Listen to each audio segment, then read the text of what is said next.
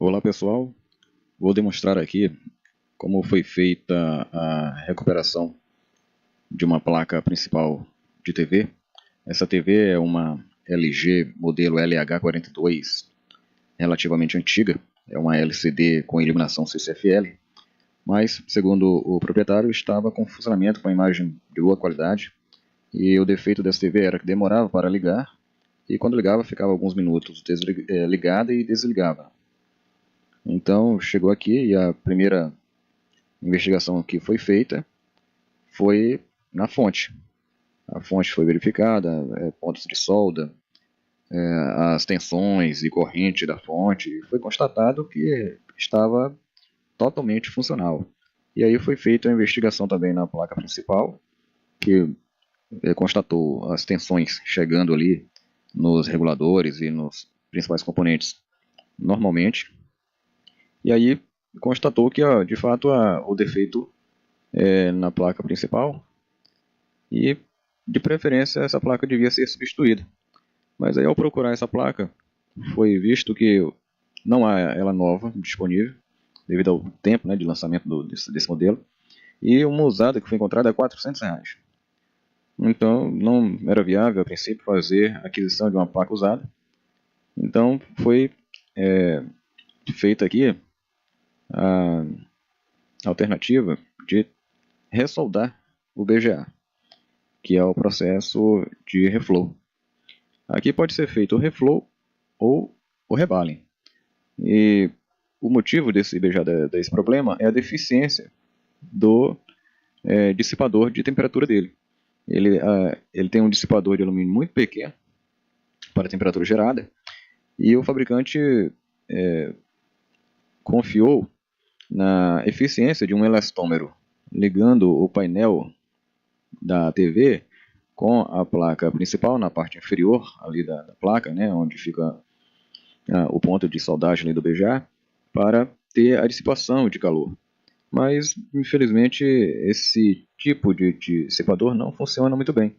Mesmo com todo esse tempo de uso da TV, esse problema de BGA não devia aparecer dessa forma se o dissipador fosse bem planejado, bem projetado, né? Então, eu vou fazer aqui o processo de reflow nessa placa e vou otimizar esse dissipador.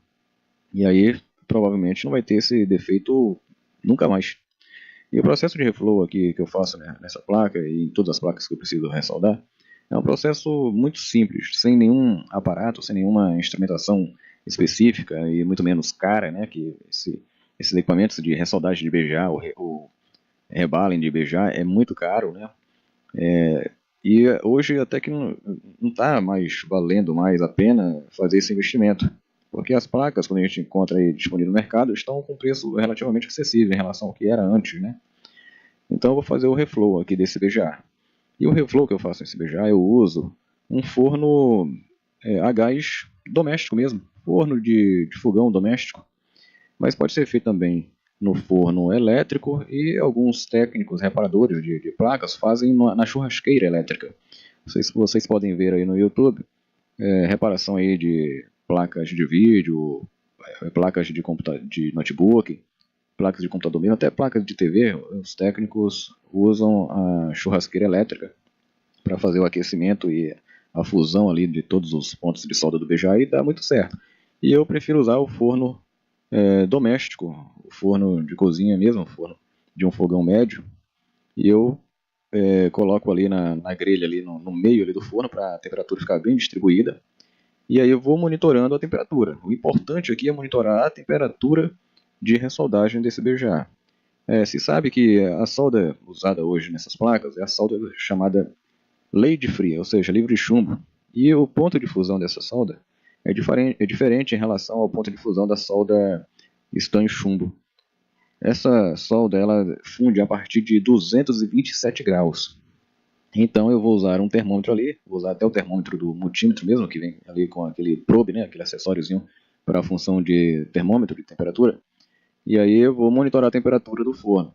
Eu faço um pré-aquecimento nessa placa e vou acompanhando o aquecimento do forno. Quando chega a 215 graus, de uma placa já pré-aquecida, eu coloco essa placa lá dentro do forno, numa bandeja lá bem acomodada, e aguardo a temperatura subir para chegar no pico de 227 graus.